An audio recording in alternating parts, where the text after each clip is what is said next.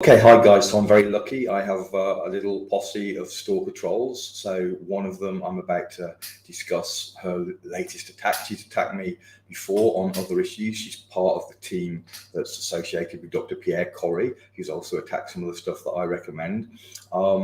So now she's attacking something new. So let's have a little look. I did a number of videos about D, and I explained that vitamin D is not a vitamin; it's a hormone, and it's dangerous for various reasons. One of the things I mentioned was the active ingredient in rat poison, and I backed it up with various things. Anyway, so she pops up. Just a friendly reminder: we need vitamin D. The active ingredient, cholecalciferol, is deadly to rats. That's why it's used in rat poison, because we're trying to kill those nasty rats. Does it mean it's deadly to us? Hands up. Okay. Peppermint oil is toxic to our doggies, but not us. Please don't take the advice of those with absolutely zero medical background. That's an interesting claim, because on her Facebook, I don't know if you can see the tiny little picture of her here, but she's in scrubs with face mask and shield, and it says from hero to zero. She's apparently wants us to believe that she was a nurse. I have good information she was never a nurse. I don't know why she wants us to think she was a nurse when she wasn't a nurse. Maybe she thinks that gives her credibility. But listen, you have no credibility, Shawn, especially when you say ridiculous things like you've just said, as I will prove in just a moment. So in terms of the whole zero medical background, clearly she wants us to trust the medical background. Interestingly, she's highly damaged by taking advice from the medical establishment, whatever, but she's still trusting certain groups of people who are medically trained and not trained in nutrition. Okay, so do we really want to get our advice from people not trained in the area that we're discussing, i.e. nutrition? I would suggest not, Shawn. Anyway, so let's have a little look at some interesting information about this D, which is, as I say, not a vitamin, but a hormone. Okay, so let's start. Okay, so I just quick Google just to see what kind of level of research she did. Maybe Google's hiding the information. The main consequence of vitamin D toxicity. Toxicity? Does it actually say toxicity? I thought you just said it wasn't toxic. Main consequence is a buildup of calcium in your blood, hypercalcemia, which can cause nausea, vomiting, weakness, and frequent urination. Vitamin D toxicity might progress to bone pain and kidney problems, such as the formation of calcium stones. Where did that outrageous information come from? Oh, look, Mayo Clinic. How much research did you do, Shawn, before you tried to contradict me again? All right, here's a quick, interesting question.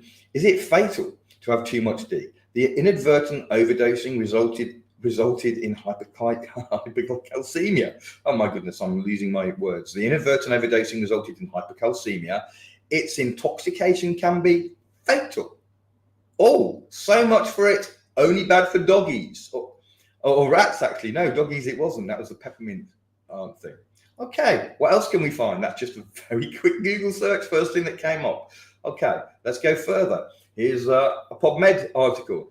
It is reasoned that if low 25-OHD, so that's the what they're supplementing with D3, that increases this 24-5-OHD, which is not your active D, it's inactive D. I'm not going to get into that on this one, but it's reason that if the low 25D indicates a current or potential disease, then increasing 25D by supplementing with vitamin D should provide some symptom relief and or protection. So far, there's scant evidence for this hypothesis. Oh dear.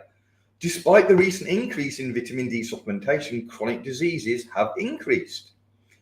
Consequently, more vitamin D experts are beginning to reconsider vitamin D supplementation. All right, recommending higher vitamin D intake to large populations carries the potential risk of overdosing. Elevated 25D and hypervitaminosis D can occur due to vitamin D supplementation. Comprehensive review by Ortia et al. Concluded that low concentrations of 25D are most likely an effect of health disorders and not a cause of illness. That's a big deal. A correlation, not a cause. Ooh, who would have thought? And they advised against vitamin D supplementation. What else do we find? The adverse effects, that means not good effects, of severe hypercalcemia So that's increased calcium, too much calcium, and this one is too much phosphate induced by exogenous vitamin D supplementation. I'm switching between vitamin and vitamin for my audience who use different words. Vitamin D supplementation can be detected on most of the organ systems, including, so too much vitamin D can be seen where? In the organ systems, including gastrointestinal system, renal system, central nervous system, cardiovascular system, musculoskeletal system. Oh dear. Clinically validated patients with vitamin D intoxication. 86% complained of vomiting, 57% with loss of appetite, 48% with weight loss, 43% with thirst, 38% with excessive water intake. Oh wow, it looks like it's a real problem.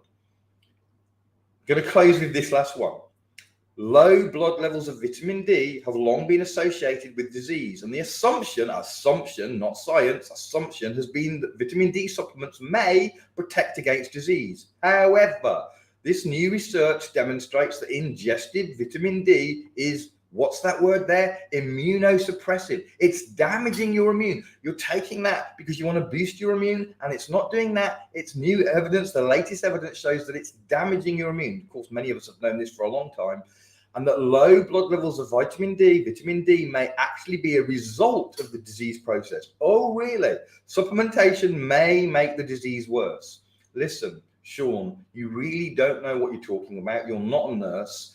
Please stop spreading misinformation, which can be very, very harmful and very, very damaging for a lot of people. Taking vitamin D in high dose, we've just seen the evidence, could be a really bad idea.